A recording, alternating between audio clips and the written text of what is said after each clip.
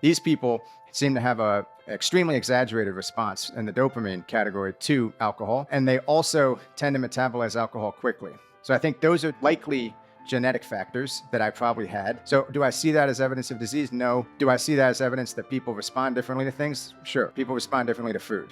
People respond differently to exercise. So everyone's different genetically, biochemically, emotionally, spiritually, socially. Whatever my particular combination of factors, either innate or environmental were, they led me to form this connection with alcohol. Obviously, in the absence of living as consciously as I know now that I could have, I don't hold it against myself. We know all sorts of things now that we didn't know 10 or 20 years ago about holistic health. It's funny to me that holistic health is now in the zeitgeist. Gut health and the gut-brain connection and the gut-liver-brain axis, all these things. And it's like, I could have benefited from that.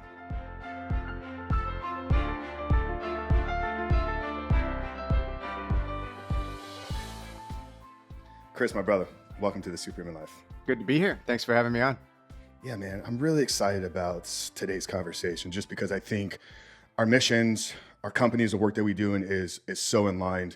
I love the angle of recovery where we look at it through the lens of fitness, because as somebody that spent over a decade in the fitness industry, background in bodybuilding, that was something that I felt was missing, specifically in my space with porn addiction. You've obviously brought it into the alcohol addiction recovery space. So I'm really excited about where this conversation is going to take us, because I think we're going to agree on a lot of things. And I think I'm really looking forward to hopefully learning from you as well.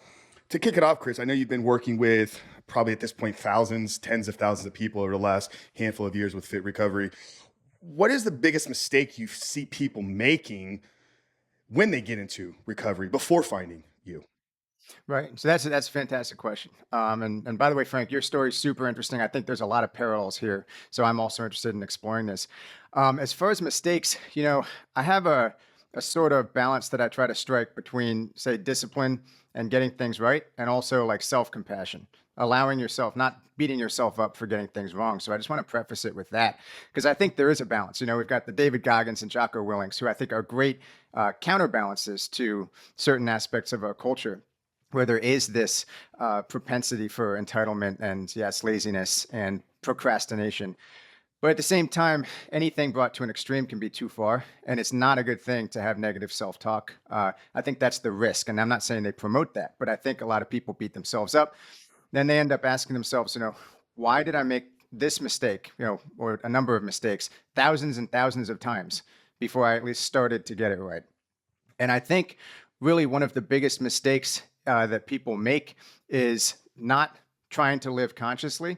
It's not trying to identify whatever the problem is. If you want to fix a problem, you have to identify it first. The stages of change model, which is not something I talk about that often, but there's a pre-contemplation phase, there's a contemplation phase, there's an action phase where you tackle the problem, you try to disrupt the habit. When people stay too long in, I'd say, the pre-contemplation, where they're in denial, basically. And this is going to be a pretty, I guess, standard response here of being in denial, allowing yourself to be in denial for a long time. When you walk, 3 miles into the woods, you have to walk 3 miles to get out. When you walk 20 miles into the woods, which I did, drinking near daily for almost a decade, you have to walk that much further to get out. So the only thing that I regret, and I don't usually have regrets, because I see everything in my past as like a learning experience, as something that I can reframe, as something I can actually make me grateful for where I am today. But all those times where I didn't do anything to at least admit that there was a problem that needed to be addressed, and instead I just felt like I was on auto steer, being pulled into that liquor store after work, even when I had made myself a promise earlier in my head that I hadn't done it. I wish that I'd maybe been slightly more proactive. Maybe what if I had like journaled that morning and, written out, not just, all right, here's what I've been doing, not just having a fleeting thought in my head, like, I'm not going to drink tonight because I promised that I won't. What if I had written like a 6-paragraph essay to myself and diagnosed not just the problem itself, but the nature of the problem, things that I might do, used my imagination to try to explore alternatives. So like, no, instead of going to the liquor store tonight, I'm going to try really hard to go to the gym and sit in the steam room for an hour without my phone and just see if I can relax. Or maybe I'll search for things. All right, I'm feeling really biochemically off. Maybe I can't sit in the steam room because I'll go into severe withdrawal. What are some ways that I can actually look into that will help me not have severe withdrawal? I got all the way to the point where my only option was to check into a detox center and have Ativan injected into my arm. And I woke up the next morning in a hospital gown in a little room that felt like a prison. And I had to do that only because I had allowed myself so many times to just ignore that there was an issue. If I had tackled that 6 years before, instead of going and getting, the Ativan injection, which, in retrospect, I don't judge myself. It's a good thing that I actually made that change then, because I would have died if I hadn't. But if I had admitted that there was an issue 5 years before, I wouldn't have been dealing with hallucinations and potential seizures if I tried to quit. I would have been dealing with a simple pattern interrupt if I had been more honest with myself about the nature of the issue. And then I could have looked into supplements. I could have gone to the gym instead. I could have been in a spot where it wasn't just going to the gym to sit in the steam room. Maybe it's a good workout. Like, oh, I'm isolated after work. I need buddies to join me. I need to start a crew of guys or girls or whoever who wants to come and work out with me. And then afterwards, we'll all sit in the steam room. It'll feel like college again. Like, we have way more power over our lives than we think, but we have to use our imagination to envision the alternatives to what we're doing and try to use that, I think, as motivation to create a pattern interrupt. So really, like, again, I don't like thinking in terms of mistakes that people are making when they first get into it, but there is a continuation of the denial. I got it. I get funny messages sometimes from people, and I don't judge anyone because I was once in a very funny spot. My thought processes were all over the place. But, and again, I should also say I don't have an orthodox, abstinence only view on this too. Some people can cut down on drinking. So I'm not at all like the mainstream super strict fire and brimstone, do what I say or you're gonna die. That's not really my approach. There may be changes you need to make or you're going to die, but I believe that people are most empowered when they come to that conclusion themselves. But I got an email recently from someone saying, I drink, like 3 or 4 bottles of wine a night. I don't want to quit the wine. I think I just want to do 1 or 2 bottles because I don't want to miss out on the heart health benefits. So here's a person who literally thinks that 1 or 2 bottles of wine is good for their heart at night. So that's a form of denial that I guess you could classify as a sort of mistake. I used to do the same thing. I always found myself whenever I was engaged in unhealthy activity, I would go to Google and I'd say the benefits of this. So literally, I remember I would be drinking a gin and tonic. I had benefits of gin and tonic, like, oh yeah, helped cure malaria. If I get bit by a mosquito, less likely to get malaria. But I was allowing myself to stay in these thought processes that were just rationalization machines for what I was continuing to do, instead of using my imagination to explore alternatives that might not be as satisfactory to me in the moment, given my intense neural pathway, as strong as an oak, linking alcohol to pleasure, relaxation, stress relief, social anxiety relief, sleep, everything. If I had tried to explore alternatives that would be satisfactory in the long term, if not amazing in the short term, I think I could have interrupted that a long time before I did. Yeah, no, that's great, Chris. There's a lot there that we can definitely unpack here. I think a couple things really jumped out to me. You talked about lack of self compassion or lack of self love. That's been a really reoccurring topic that I definitely want to explore here. You also talked about people focusing so much on the problem, maybe the symptom of the problem, not getting to the roots. I definitely want to kind of dive there as well. But the one that really jumped out to me was this kind of living unconsciously, right? Like our thought patterns are kind of operating underneath the surface, and we're not really hyper aware or even in control of what some of those things are. And if we're not control and even paying attention to the unconscious thought patterns or even some of the unconscious behaviors, that's when we find ourselves going to the liquor store in the middle of the night, or it's kind of these self-destructing behaviors. So, and also you shared a bit about your story as well. I think we're going to be able to kind of pull through today's conversation in terms of like your experience and what you've been able to extract in terms of the lesson. What maybe we can use your story here as well. What were some of the things that you began to do to shift your thinking from that unconscious pattern, right, to where you're now more in control? And where can people, if they're living in that cycle, begin to get back control so they're not operating from the unconscious place? Yeah, great question. So there's a couple things, and I should say I think I'm almost incapable of giving like a simple one-dimensional answer, and sometimes I might even contradict myself. But life is nuanced and complex. Also, my dad's an economist, so if you ask him a question, he'll say, "Well, on the one hand, this, and on the other hand, that." Like he's incapable. He can't even like order off of a menu because he's trying to figure out all that stuff. So anyway, that's a bit how I approach things here. But I think But I appreciate that, and I think that's important to mention here as well because I don't think that there's a one size fits all formula to recovery, to success, to transformation. There's underlying universal principles that I think will be consistent in what you share and our approach and the 150 plus conversation we've had with experts here as well. So I'm glad you kind of preface that. So everybody listening here, like, don't look for today for the blueprint. Look for something, one, two key nuggets that you can then extract out. So no, that's a great kind of caveat there. Yeah, I wanted to bring it up because I think I've participated a little bit in recent years in my own pigeonholing as like the supplement Mm, guy. And I do emphasize the biopsychosocial spiritual approach, which I didn't come up with. It's a brilliant psychiatrist named Dr. Amen who uses that in conjunction with brain scans to help people that a lot of whom have been, deemed not helpable, for lack of a better word, beyond hope for whatever it is that their issue is, and then he figures it out, and it's usually a missing link in one of those pillars. So that's exactly the approach that resonated with me. yeah. As far as starting to live more consciously and actually make that change and turn your rumination or your efforts to be better in your head into actual concrete action, there's a couple things that stand out to me. I think this is best explained in a story. Actually, recently I had a friend of mine who I never would have suspected of having any issue with alcohol, but it's so prevalent out there, and you never know. He doesn't look like the type. He looks, fresh and energetic and super sociable and not anxious and whatnot. But it turned out he'd been drinking a bit much, and so he knew what I do. He knows what I do. So he came up to me. I had a little get together. We were watching like a boxing fight several weeks ago, and I gave him a bottle of my supplement. It's called BioRebalance, and it's kind of a blend of different nutrients that tend to help people. But I said, look, this alone is not going to fix your issue. I said, what's always helped me is to combine biochemical restoration, which, by the way, doesn't even have to come from supplements. It can come from eating, cleaning up your diet. If you're eating ice cream sundaes and pizza all the time, you're going to have blood sugar swings. You're going to be more impulsive.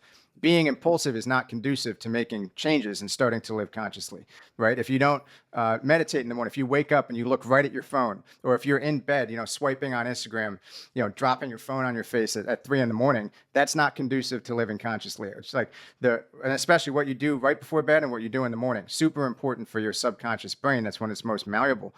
But I would say the combination of little strategies to enhance your lifestyle, and also using procrastination and I feel like most of us have procrastinated. I procrastinated for almost 10 years, as I said. Using that as a source of anger that's actually properly channeled towards action. In other words, the pain of continuing to do what you're doing is actually greater than the pain of uncertainty and change. Mm. That was a little epiphany for me. And I asked him, I said, do you think it would be more painful for you to keep doing what you're doing or try something new? And he said, I think it would be more painful to keep doing what I'm doing. I said, well, if you've reached that conclusion, then you're ready to make that leap, because it's a leap. Anytime we step out of our comfort zone, it's uncomfortable. And that's just, that's a tautology. And, in a lot of people's case, it's like, well, are you going to keep coming back from work and playing video games for 3 hours and drinking, wine or beer or vodka or whatever? Or are you going to say, all right, on this date, I'm going to make a change and I'm going to see what happens. And I'm also going to support myself biochemically. So there's a fusion there. If you can kind of use that procrastination as fuel, or use any negative emotions as fuel. For me, when I had to go to inpatient rehab, and when I got out, I did have negative emotions, because when you use something like alcohol, or I assume porn, or anything else, drugs, to numb yourself or to escape as a form of escapism, which alcohol definitely was for me, you're compounding problems that resurface with more intensity later. And when those resurface, it's uncomfortable. You need an outlet. I actually don't agree with the mainstream rehabs who say, what you need to do is sit in a chair and be okay with it. I needed to move my body.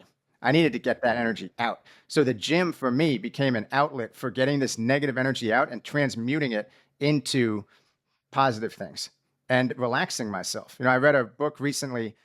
I'm awful at pronouncing things. I think it's Sadhguru, the Indian yogi guru, and he's an interesting guy. And he had a lot of advice in that book. It's actually, I think it's the second book from him that I've read. I don't recall exactly what it was called, but I think it was actually called Karma. And he mentioned that one thing that he has his students do when they get to his yoga center is if they have a lot of issues and unable to meditate, which is the case for most of them, he has them do mindless work, sometimes for like weeks on end. They're just moving. And so that fit totally into what my premise is. I called my site, my website, my little humble blog back in 2014 when I started it, I called it Fit Recovery because for me, I hadn't even discovered the nutrition stuff, at least not on a conscious level. I'd been taking certain things that I saw in retrospect were actually helpful for rebalancing my brain chemistry, my hormone levels, my blood sugar. I didn't quite know that that was helping me, that those things were helping me as much as they did. But I did know that my temple was the gym. And if I went there, I could stop feeling like crap and I would stop thinking of alcohol as the thing that I needed to rescue myself from feeling like crap and to rescue myself from my rumination and negative thought patterns.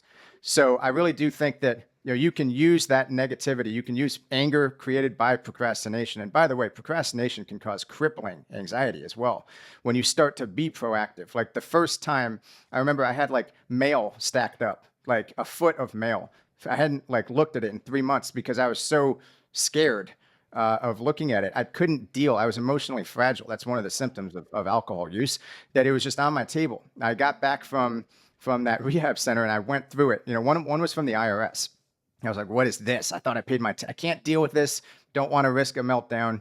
I was very fragile at the time. I couldn't do it. So I get back. I'm like, I'm just going to rip this thing open and read it. I owed like $39 to the IRS. Took care of it. Felt great. The rest of that day, I was like, I am an efficient, like good, decent citizen, like just that one simple thing. It's like, and there was very simple things in that early process. Like now I feel fulfillment and, a sense of being resourceful and productive from doing business stuff. But back then it was as simple as like not having a pile of dirty laundry on my floor for a week. So you got to start somewhere. But yeah, being proactive, using the negative emotions as fuel for change, and then also trying to rebalance yourself biochemically. I think if people do that, then that has a synergistic effect on their efforts to break patterns. Can you take us back a little bit, Chris, into your journey? I'd be curious, kind of where you were. I think it was in 2014 when you finally got sober. So, the years leading up to that, I think you had mentioned it had been a decade or so of you drinking. So, what was going on in your life, and what were you feeling the need to run from and use the alcohol as a cope? Yeah, another great question, and I've thought a lot about this because honestly, I had an amazing childhood. I had and still have wonderful parents. There was nothing obvious that was wrong. There was no severe trauma that I'm aware of that I would have run from. But I do know that I think the first time I ever had a panic attack, I was about 14.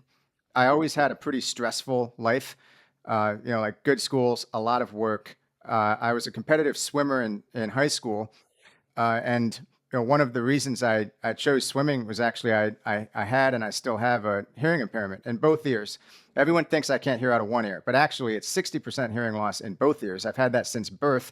And oddly enough, it wasn't until after I transcended alcohol that I went to someone, they said, I think that you had a birth defect caused by prenatal alcohol exposure, which was a weird, like full circle thing.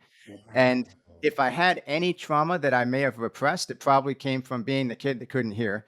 You get made fun of at recess and whatnot. I always had a desire to prove myself, though. It's like, all right, I can't hear, but I'm going to be smarter than everyone. I can't hear, but I'm going to be bigger and stronger.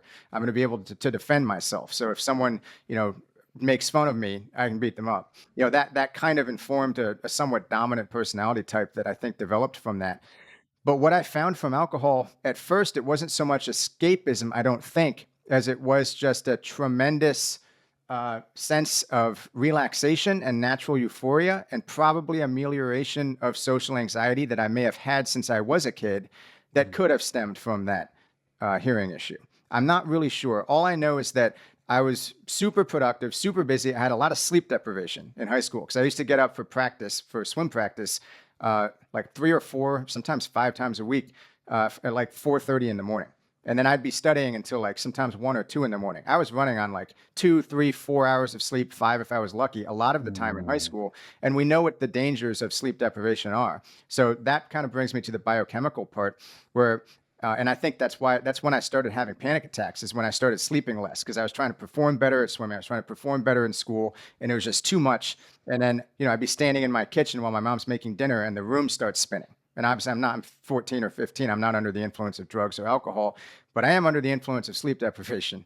And I think that was a big deal. I think that probably caused some issues in my brain, in addition to potentially a genetic predisposition for a GABA deficiency, GABA being the primary calming neurotransmitter in your brain. So I think and some people tend to produce less neurochemicals than others. It's not that they can't fix it. And now I don't think I have a GABA deficiency, and I also don't take any medications, but it's lifestyle, targeted supplementation, diet, meditation. So these things I could have used back then if I'd known about them, but I didn't. And so that problem stretched on until I got to college, and all of a sudden people are drinking. So you combine like a propensity to sleep deprivation, a propensity to less GABA, a little bit of maybe um, slight social anxiety stemming from being the kid that couldn't hear. And then all of a sudden, alcohol enters the picture, and your sense of well being goes from like a solid 7 to like a 15 out of 10. And then I formed an attachment to it, and it just became Mm, a strong neural pathway. And I should also say that I do think that the ability to metabolize alcohol quickly is probably genetic. I have very unorthodox views on addiction as a disease, as a permanent, lifelong spiritual disease. I don't really subscribe to that. But I do think that there are certain, there's a reason that you see families where almost everyone's addicted to alcohol. And I would say most of the time, those people tend to get a really high dopamine response from alcohol. So their heart rate actually goes up instead of going down. Instead of feeling relaxed, they get rowdy. And not to say that certain people can't reach that. If they, binge once a year, they might get rowdy. But these people seem to have a extremely exaggerated response in the dopamine category to alcohol. And they also tend to metabolize alcohol quickly. So I think those are likely genetic factors that I probably had from even in high school. And I didn't party that much in high school, but when I did, I could drink twice as much as my friends. They were passed out, and I was like, hey, we just started. What's going on? So do I see that as evidence of disease? No. Do I see that as evidence that people respond differently to things? Sure. And we know that people respond differently to food. People respond differently to exercise. Some people get like giant biceps after, working out for 6 months when they're 14. Other guys are in the gym, for 10 years and they can't get that kind of growth. So everyone's different genetically, biochemically, emotionally, spiritually, socially, whatever my particular combination of factors, either innate or environmental were, they led me to form this connection with alcohol. Obviously, in the absence of living as consciously as I know now that I could have, I don't hold it against myself. Like, we know all sorts of things now that we didn't know 10 or 20 years ago about holistic health. It's funny to me that, like, holistic health, for lack of a better term, is now in the zeitgeist. Like gut health and the gut brain connection and the gut liver brain axis, all these things. And it's like I could have benefited from that to live consciously, but I didn't know about it. I wasn't reading papers about it years ago. I didn't know that it was important to like guard your subconscious mind first thing in the morning and last thing before you go to bed. So there are all these things that I now see that could have helped me back then, but I didn't have access to them. And I think so in the absence of living consciously, I just formed this attachment with alcohol, and I think that's what happened. And over time, I developed alcohol dependency. So it was actually kind of a slow process. At first, it's normal college stuff, but I'm drinking probably twice as much as most people doing the same thing. I'm pre-gaming for 2 hours. Most people pre-game by having one shot, and so that really set it in motion. And then, I had a wonderful group of friends. I had a great like tribe of men, so to speak, when I was in college. And I'm still really good friends with a lot of these guys. And when I left college and started working in finance in Manhattan, I was more isolated. Within six mhm. months, I'd switched to I got in a little bit of a raise. I moved to an apartment where I had a beautiful view of the city on like the 34th floor, and my routine, in the absence, I think, of those guys who would have kept me sane and stable and feeling like that connection, because you get a buzz from other people. It was just me with my wine, looking out at the city. And it seems glamorous, but it's lonely and it's not rewarding, and it's extremely dangerous because that got me to the point where I literally could not stop drinking without having some symptom. First, it was my hand shaking. Later on, it was a severe panic attack.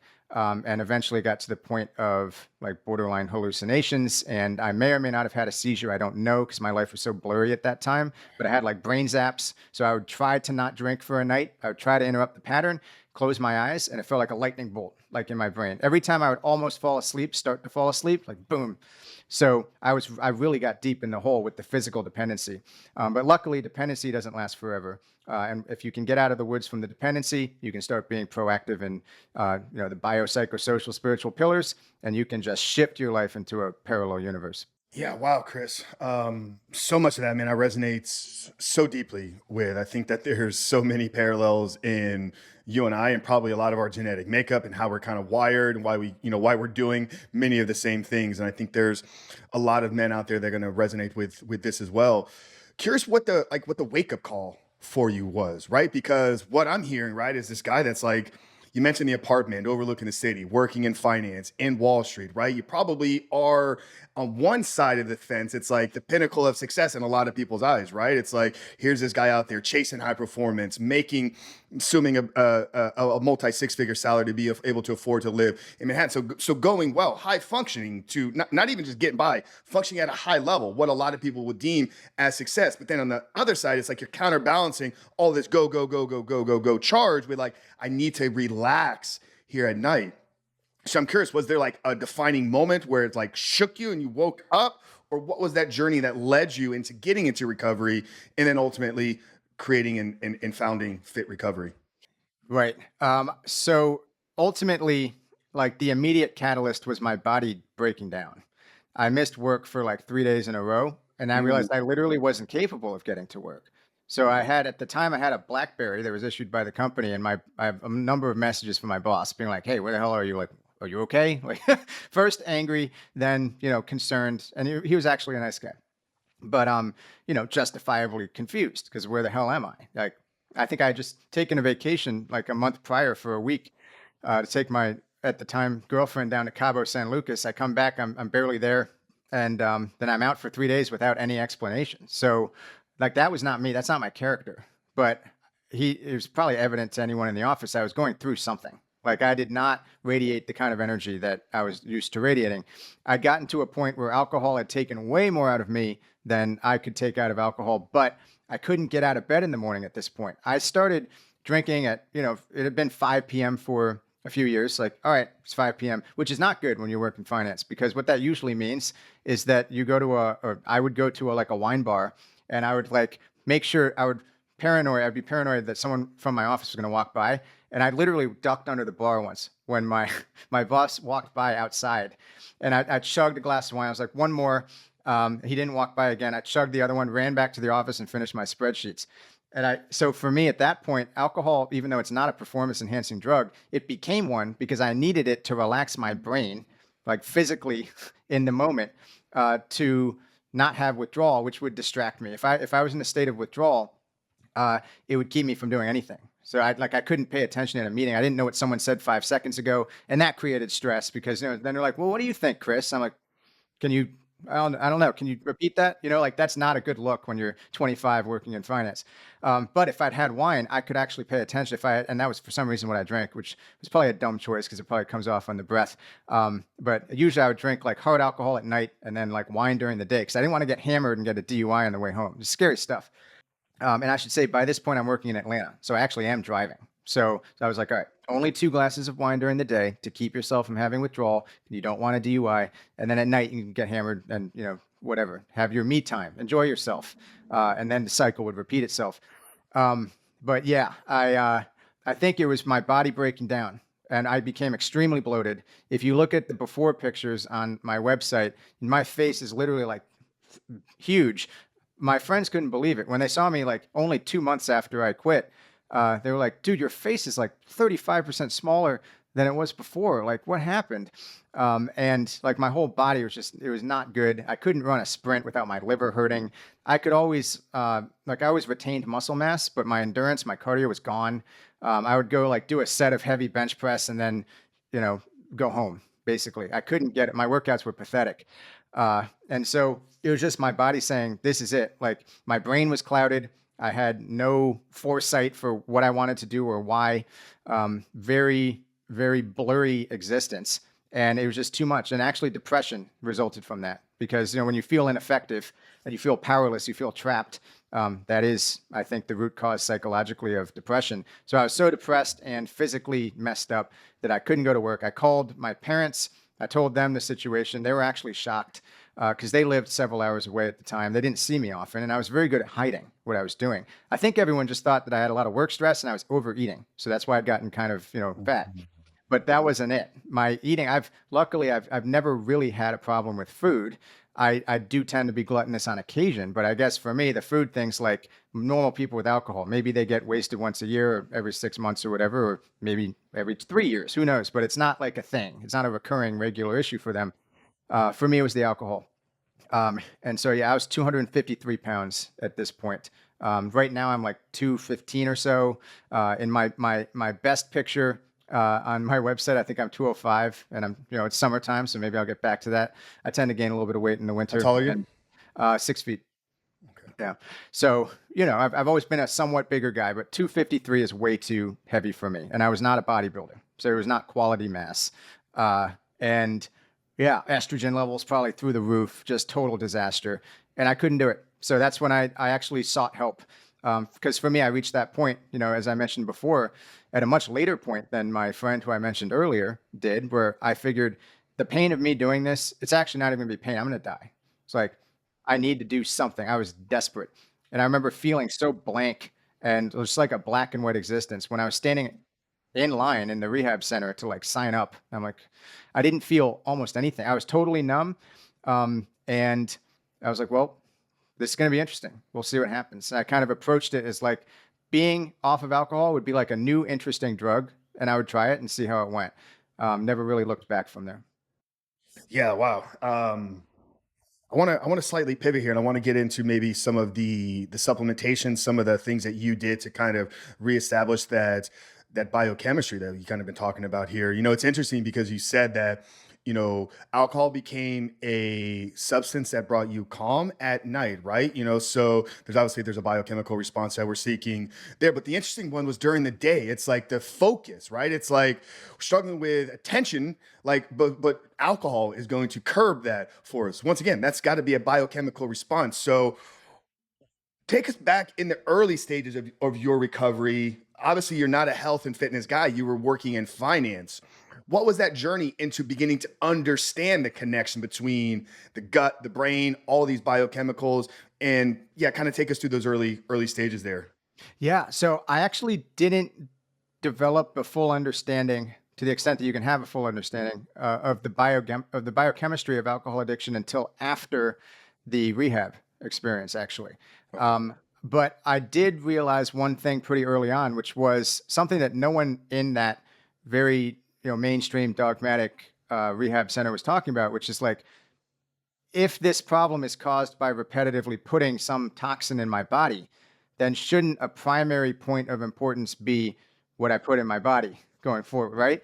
So, like, yeah, that was an epiphany for me. And I didn't know what I should be putting in. I knew what I shouldn't. And of course, they're all like, you can't do it or you're going to die. It's like, okay, but what should I do instead? Like, what's the alternative? Like, the alternative can't be focusing on a negative and not doing anything proactive, like not focusing on the positives. And that's kind of a lot of what I saw there. And I saw a lot of people while I was there going to lunch and getting, we're in the South, chicken and waffles and ice cream on top, and then an hour later, poured syrup all over it and soda, and an hour later, or 2 hours later, they're saying, my disease really wants me to drink right now.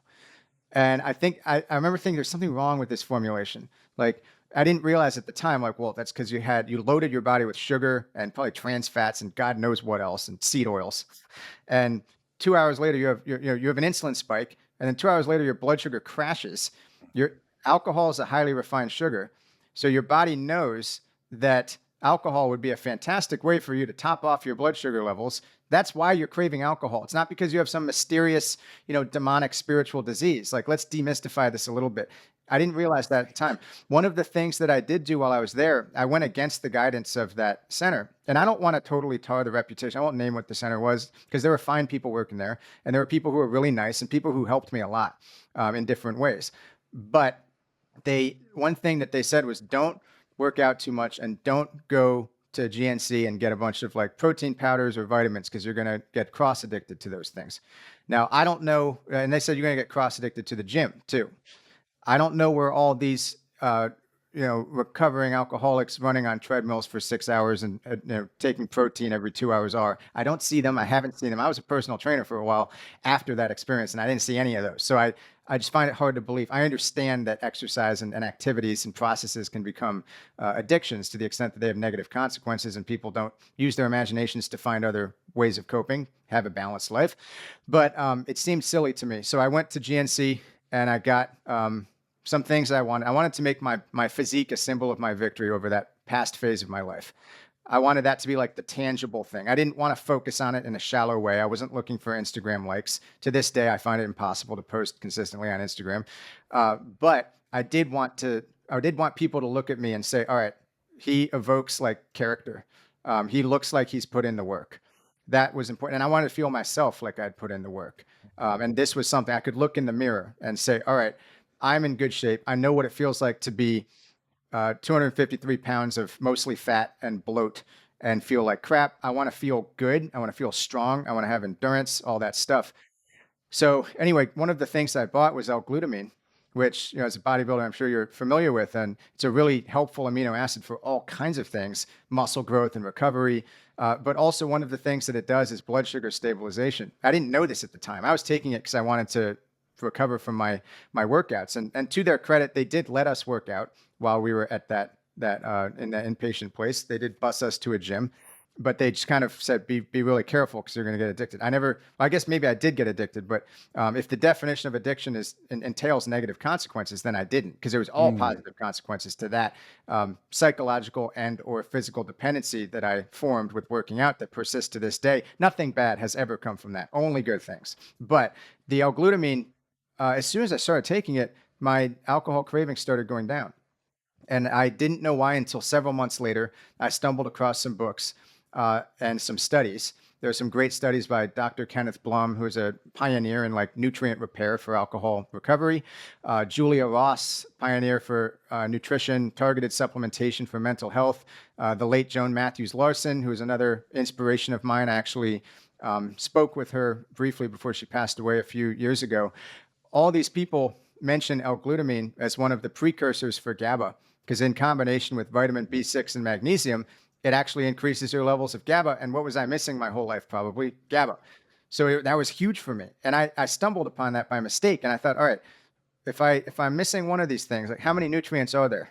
And how many nutrients might I be deficient in? And that just had a snowball effect. So the next thing was I took magnesium. All of a sudden, I can sleep better. And those are the tip of the iceberg.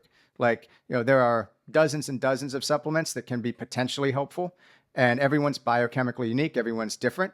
I mentioned my supplement BioRebalance. It's actually called Restore, and Restore contains like 15 or so of the nutrients that are backed by research. I have to be very careful how I phrase this for compliance reasons, but they help to replenish things that alcohol depletes specifically. So everyone knows like B vitamins. If you're a severe alcoholic and you go to the hospital for withdrawal, they'll often give you an injection of vitamin B1. You can get something called wet brain, which can essentially render you mentally disabled if it's very serious for life. And that's caused by a thiamine or vitamin B1 deficiency. But there are all sorts of other things: fatty acids, amino acids, vitamins, minerals, which are cofactors for the synthesis of these hormones and neurotransmitters, and even herbs that can help a lot. I'm big into adaptogenic herbs, so that's why we include ashwagandha in that formulation as well.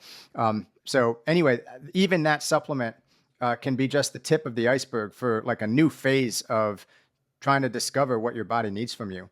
And I think one of the reasons that it's kind of weird to me, this is in the zeitgeist for so-called normal people, which I don't like the normies versus non-normies distinction. I think everyone has a propensity. The human brain is wired towards fixation on pleasurable things that increase dopamine and endorphins. For some people, it's video games. For other people, it's sex or pornography. For other people, it's alcohol. For other people, it's just checking their phone like all the time. Pretty much everyone is now unfortunately addicted to their phone. So I think there's an opportunity for everyone to look into this, try to rebalance themselves biochemically. We know that the soil's depleted in vital nutrients compared to 100 years ago. There's all sorts of reasons to explore targeted supplementation. I'm not saying anyone has to take it for the rest of their lives. This is a process. Like, I have a different supplement regimen now than I did 2 years ago. and that was different from 2 years before.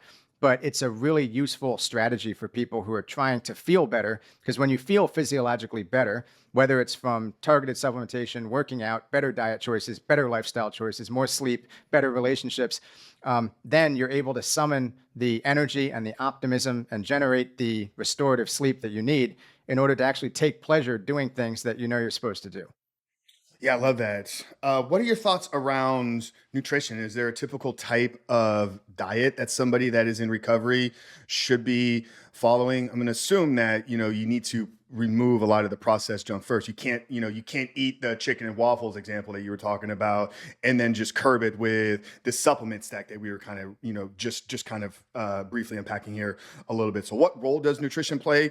And I guess, you kind of talked about alcohol being highly processed, refined sugar, right? So does that mean kind of a ketogenic diet would be optimal for some, many? Just kind of your thoughts in and around the role that nutrition plays in accordance with the supplementation. Right. So there's some interesting research on potential benefits for the ketogenic diet for increasing GABA activity and reducing glutamate toxicity. So GABA exists in balance with glutamate. It's kind of like a seesaw relationship. Glutamate increases electrical activity in the brain. GABA decreases it. And so naturally, when you're GABA, when you drink a lot, uh, and over time, your brain turns the dial down on natural GABA production, and so there's all this glutamate in your brain. That's why my hand was shaking. That's why I felt like my brain was on fire at 3 p.m. I'd have to go get a glass of wine, and there's also a blood sugar issue there as well. Usually it's 3 p.m., a few hours after lunch. My blood sugar's gone down. So it's low blood sugar, which we all know what that feels like. It's not pleasant, combined with really low GABA, because your brain has started to rely on alcohol, which plugs into the GABA receptors and exerts a similar effect. And your brain says, well, the alcohol's coming, so we don't need to produce as much GABA. So that's the hyperactivity and the the scaries. People, even people who drink on weekends, call it the Sunday scaries. That could be partially what's going on for people. Now, there's interesting research, as I say, on the ketogenic diet for possibly preventing seizures. I mean, that's the level of effectiveness that it could have. At the same time, there's a little bit of a catch-22 there, because generally when people are making a painful, or breaking a habit or a pattern, and it's painful, the last thing you want to do is force them to commit to something that's also somewhat of an abrupt break. So it's hard to get people. And by the way, I had a sweet tooth. I drank like a liter of soda, like actual soda, which I had never done in my life. I didn't even order dessert back when I was a heavy drinker in my 20s, because I just got what I needed from the alcohol. I was craving like carrot cake and brownies and soda for a few weeks until I found that glutamine, which helped me break that habit. Then I switched to things like I think we had LaCroix at the time, and I think Zevia came out at some point after that. So there are all these. I'm not opposed to like gray area things that are actually healthier. But anyway, keto I think can be helpful if someone is internally motivated enough to actually do it. And I don't want to say that it is a treatment that for alcohol, for severe alcohol withdrawal, but it's interesting. I think they found that it can help people with epilepsy who are prone to seizures caused by too much glutamate, at least partially. So interesting research there. But overall, I've avoided the temptation to latch on to one particular diet.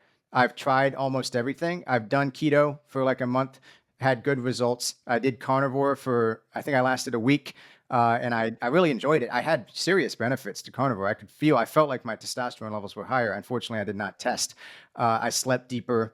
I felt stronger. But I did actually on carnivore, I felt a little bit less snappy. So during my MMA practice, people would be quicker. I felt like I could generate more force, and my endurance was actually pretty good. But I couldn't keep up with the guys like throwing fast left hooks. So that's one reason that I Was that went back to physical, glucose. or did you feel mentally not as sharp? I felt mentally very sharp. Got it. Okay. It's So, purely so it's the physical. physical, like Yes. you didn't have the reservoir in the tank that you needed to Yeah. kind of get that extra. Well, Exactly. reason why I Yeah. asked that is we use a carnivore as it's an alternative. We highly suggest and recommend it. We don't tell anybody that comes into our program you need to eat exactly this way. It was a big part of my journey early on, and I think played a massive role in me getting off of porn because of all the mental, the sleep benefits, the focus, all of that. And for me, as being somebody that had been a bodybuilder for like 10 years, getting on the carnivore, I never felt as light on my feet. I Yeah, was right me around the too. same weight, but I felt lighter. Like I don't know what that was really correlated to, but And then obviously the kind of gut reset. I don't know if there's any diet that can quickly reset your gut microbiome as a carnivore. Like 7 days, you have a completely new microbiome. So, I'm glad I did it, and I'll probably do it again. But I think what happened is my body wasn't entirely adapted to not using glucose. And I do think for fast twitch mm, muscle activity, such as hard sparring, yeah. uh, your body does prefer glucose for that Hmm. kind of snappy, fast stuff. But my mental clarity was through the roof. My well being and mood were through the roof. I was Yeah. sleeping deeper. There, smooth energy all day long. I didn't get hungry. I could actually, for the first time in my life on carnivore, if I wasn't hungry at night, I could just go to bed. Like if I'm eating Mm, carbs, I can't do that. I'm like, nope, I missed dinner. I need to eat. So yeah. definite blood sugar stabilization. Yeah, it'd be interesting if you did get back on it. So I got a buddy, Danny Vega. He's big time in the carnivore space. I think Dr. Sean Baker talks about him in his book. Danny came on and did a training for some of the men in our program, and he's a very close friend of mine. I've done a lot of training. So Danny's world class power lifter, hold a couple world records there, also in rowing. When he trains on the carnivore, he'll use a pre-workout supplement called UCAN, UCAN. It's a super starch. So it doesn't elevate, it doesn't spike your insulin at all, but it gives you that reservoir, that tank that you need to get that extra kick, to get that extra punch in the gym. So be curious for you, if you got back on the carnivore, maybe supplementing with UCAN prior to some of your training would maybe help in giving you that kick that you needed. Yeah, thanks. I appreciate you saying that because I looked into that supplement at one point and then I totally Mm, forgot. It's on my list somewhere, so I haven't yeah. tried it. But I think that could be the missing key for me if I wanted to make carnivore work because that was the only issue that I had. Hmm. Otherwise, it was great. And then again, like as I say, I did it for about a week. A week is a joke in terms of like you wouldn't try a new drug or a new supplement for a week and then give up. So the fact Yeah. that I actually had results that were tangible within a week is pretty amazing. So I do want to do it at some point for a month. I don't like swearing anything off. As I often say, like I haven't even sworn alcohol off. It just fell off my priority list. It went Yeah. from number one to number five to number 100. Uh, and so I don't want to swear off vegetables and I don't really like salads, but I like, sauteed broccoli rabe. I'm from New Jersey. There are a lot of Italians. I like garlic. I love spices. I like spicy Yeah. food. So there are certain things I wouldn't want to swear off forever, but I would certainly try it maybe for like a month next time and see how it goes. Definitely not averse to it. But one thing I'm glad we're talking about carnivore because one of the things that people tend to miss, especially in early recovery from alcohol addiction, is that the liver needs a lot of protein to Mm, regenerate itself. It needs a lot more than people think, like almost bodybuilder levels of protein if you drank anywhere near the way I drank. And mhm. so luckily I've always liked meat. I've always tried to go for like organic, grass-fed, pasture-raised, whatever. A lot of eggs as well. And fats are necessary for the brain to regenerate itself. So the only thing you really don't necessarily need are carbs, although, it's up to anyone if they want to go through withdrawal from alcohol and carbs at the same time. That can be kind of painful. So, but then again, things like L-glutamine could help. So I just want to emphasize the importance of protein. I'm actually in a group of, or I gave a presentation about 6 months or a year ago to a group called the Alliance for Addiction Solutions, and they're committed to nutrient repair and nutrition generally for helping people with mental health issues and addiction. And one of the practitioners, most of them are nutritionists, doctors, PhDs, and one of them actually wanted to fund a campaign to have billboards that all they said was eat more protein. And I was like, I don't know if that's a good business idea. I don't know what your return on investment is going to be, but it's a worthy message. Like people do need protein if they're deficient in amino acids and in neurochemicals and feel good chemicals. I mean, you'd have to eat a lot of steaks, probably 10 steaks to get the amount of glutamine that I get from one, 5 gram scoop. Yeah. And actually, I'd be interested for someone to check me on that. Maybe it's 2 steaks. I don't know. But also, amino acids tend to compete there is a benefit to targeted supplementation, but you also want to give your body a steady stream of that protein, at least on a daily basis. So the only diet that I can't really find myself getting behind would be like a strict vegan or vegetarian diet. It's not my thing. I've always loved meat. I'm not a fan of factory farming, but I'm definitely a fan of meat. Been trying to get more into hunting now that I'm in the South, Mhm. and I eat a lot of eggs too. I feel like that really helps as well, getting the good fats and also the protein.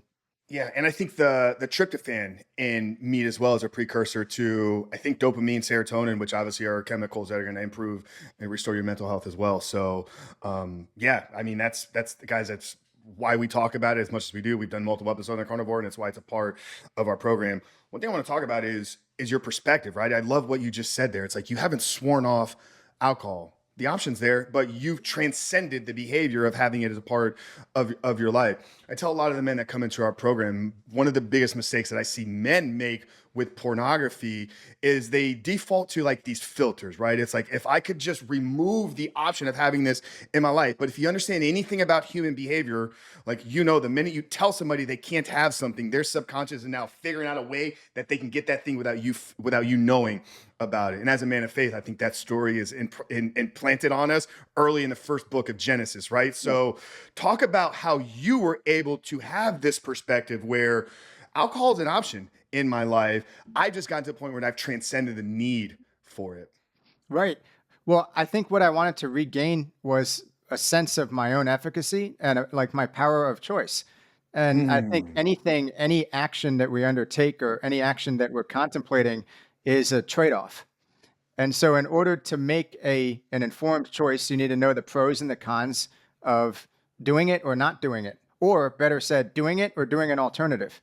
So, what I wanted to do, rather than have alcohol be a forbidden fruit that I would be pining for the rest of my life, and I've seen this a lot. I went to an AA meeting, and I stopped going to those a long time ago, but I learned a lot from going for, I don't know, 3 months or so after rehab. They always say 90 meetings in 90 days.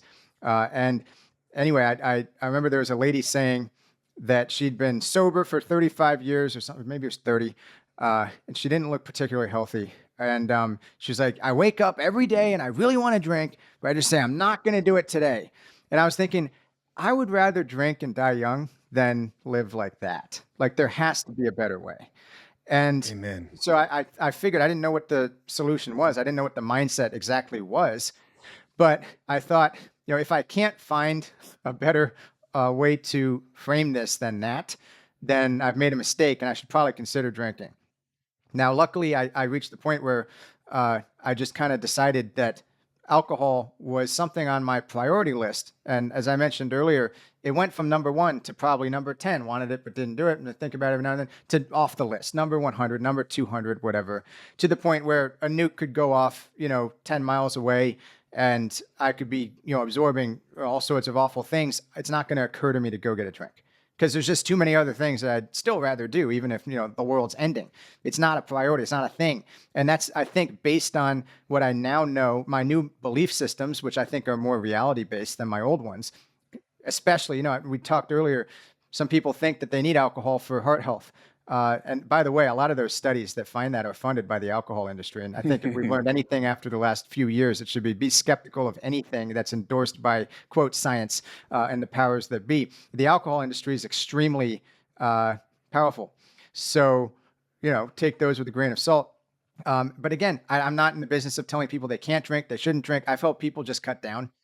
And a lot of the times, cutting down it's the same thing as it's the same reframing that should naturally occur. Maybe it subconsciously occurs. I prefer it to be conscious. I actually wrote down uh, after I went to rehab. I wrote down all the reasons that I thought I drank and all of my beliefs about alcohol from when I was drinking.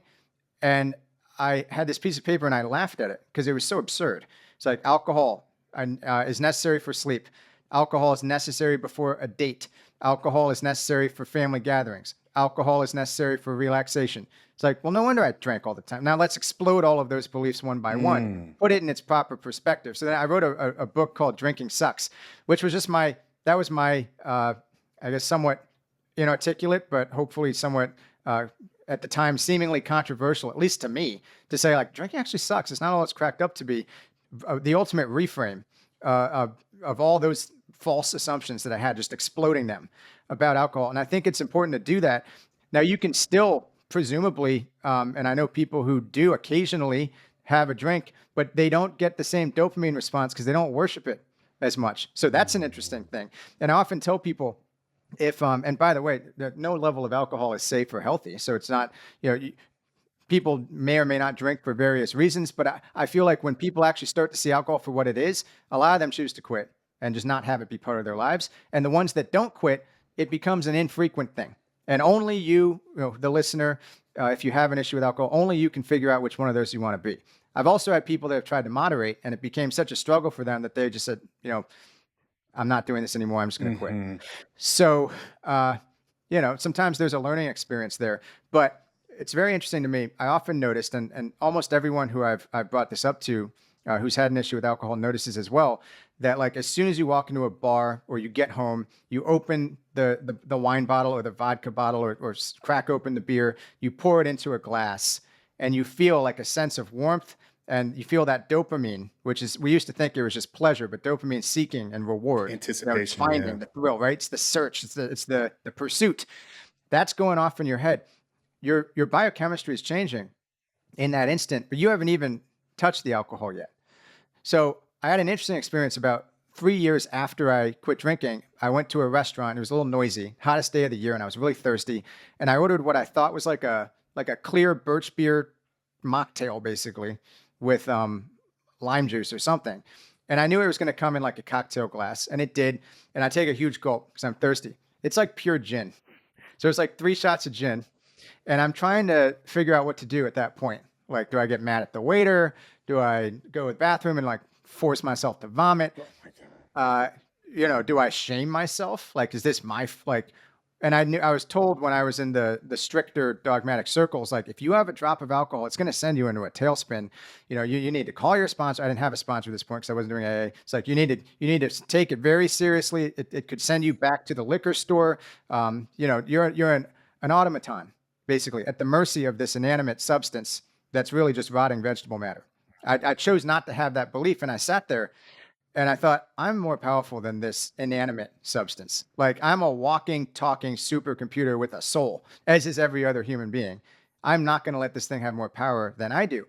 But the most interesting thing that I found was that I actually didn't get any pleasure from it. And that's because there was no anticipation buildup. It wasn't something I'd been looking forward to all day. It wasn't something I've been obsessing about and ruminating about like an ex-girlfriend. It's like Mm, everyone knows the feeling like someone has a bad breakup, but they're secretly still like obsessed with that person or in love or infatuated. And then they see her at the mall and it's like, oh my God. And like the adrenaline goes off and it's like pleasure chemicals, but also shame chemicals. Like I didn't want that to happen. wow. So I didn't allow that process to start. I sat and I took deep nasal breaths.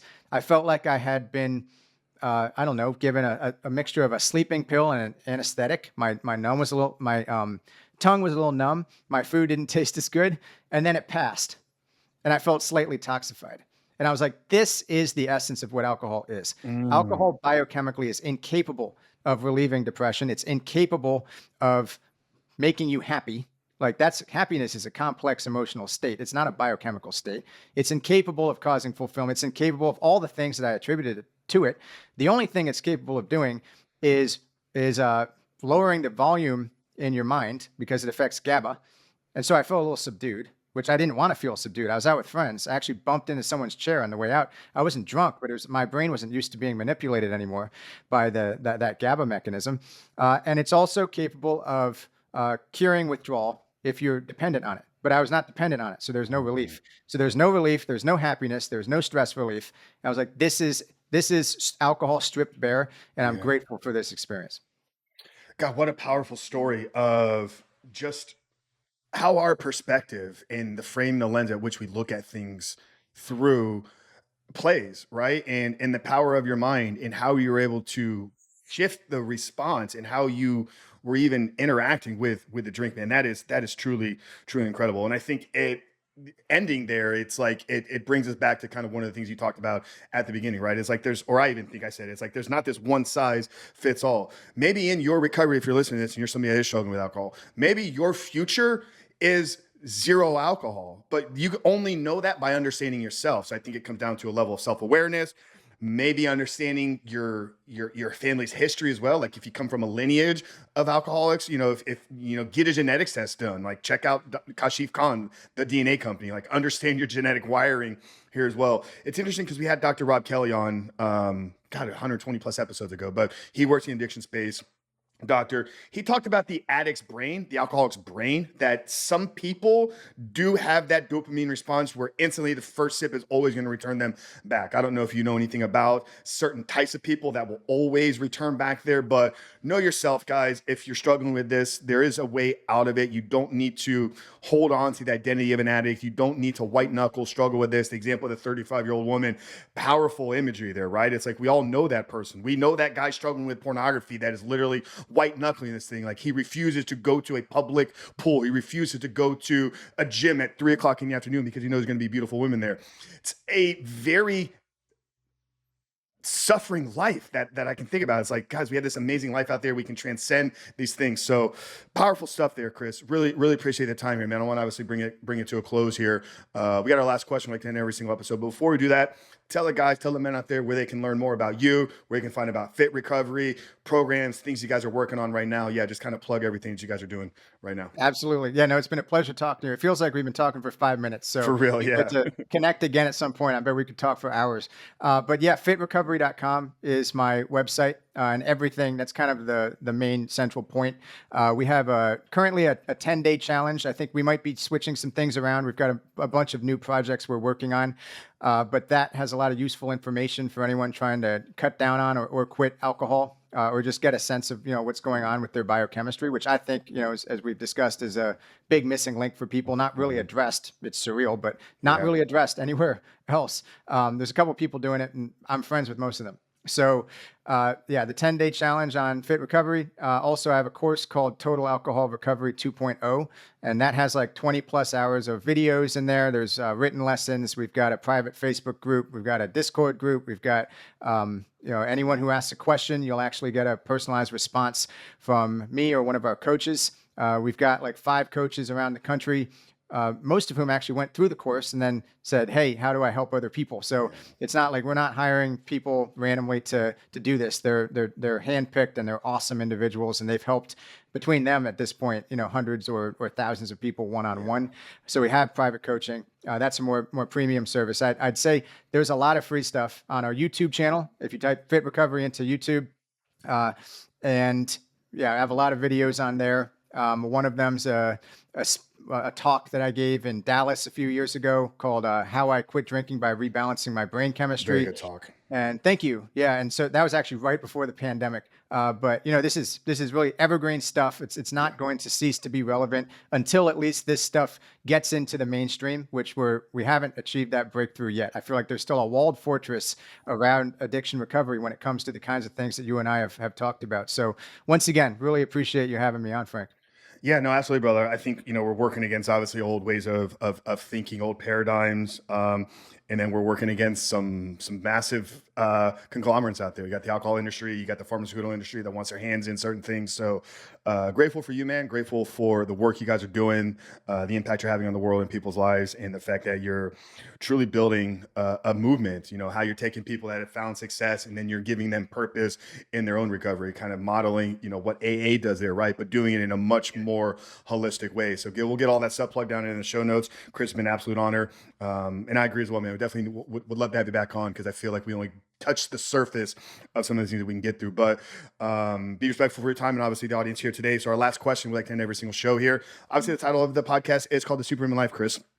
And when I talk about living a superhuman life, for me, it's a belief system, or it's a way I try to show up in the world every single day and live out my life. And it's coming from the place that I do believe we're put here for a purpose. I think there's a calling and purpose on each and every single one of our lives. But I don't think knowing that is just enough. I think most people, especially people of faith, know that God put me here for a purpose. The superhuman life component comes in when you're intentionally developing yourself up to bring that purpose to the world in service of others. So pair those two things together: God's purpose for me and then my intentional development of myself to manifest that purpose for others. So that's my definition, Chris, but I love to get the guest take. So as we bring today's conversation to a close, Chris Scott, founder of Fit Recovery, how would you define living a superhuman life? That's a hell of a question. I will say I guess I'll answer with a quick story, which is that about a year before I quit drinking, I had such bad withdrawal. I probably should have been hospitalized, but I wasn't. And It was probably a Sunday morning. I didn't have work that day. It was a beautiful day. I was incapable of noticing how beautiful it was because I was in my little black and white alcohol and withdrawal centric paranoid universe. And I thought I need to do something. I went out and I tried to go for a jog, and it was so painful to jog.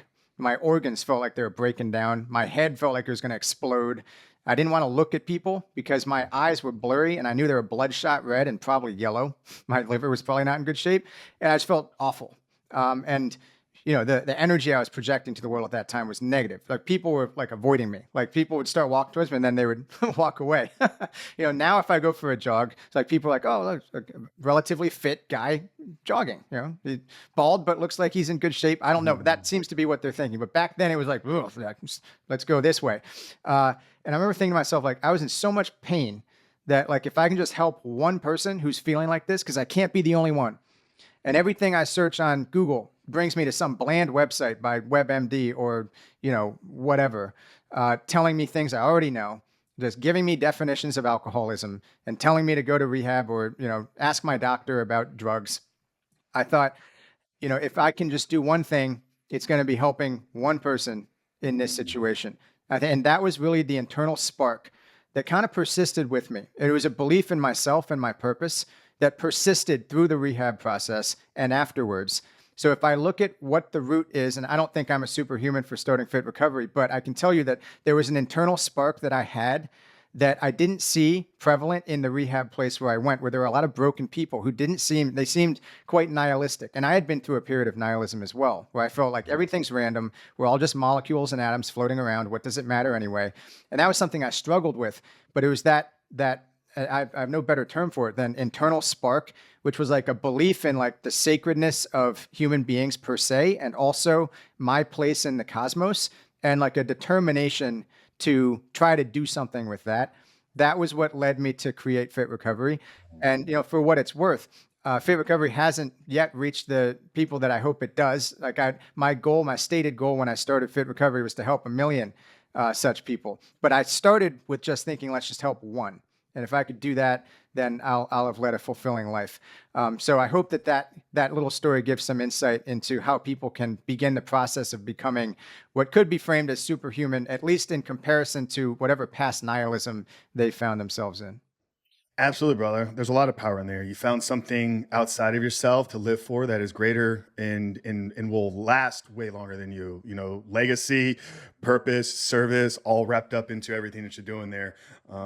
Fundamental pillars, in my opinion, of living a supreme life. So, incredible And right story. back at you, man. You're doing great work. So keep it up. And I really look forward to connecting again soon. Absolutely, man. Well, that's always been our mission here as well, right? If we could inspire one man to take action with every single episode, the byproduct and the butterfly effect of that will be a better world for all of us. So, really enjoyed today's conversation, Chris. Guys, if you got value out of this, we've talked about it over the last couple of weeks. We've really seen some tremendous growth. We want to thank every single one of you watching or listening to this. It's all because of you. So if you are enjoying this, you want to help us continue to grow this mission and message, support us by leaving a 5-star rating and written review.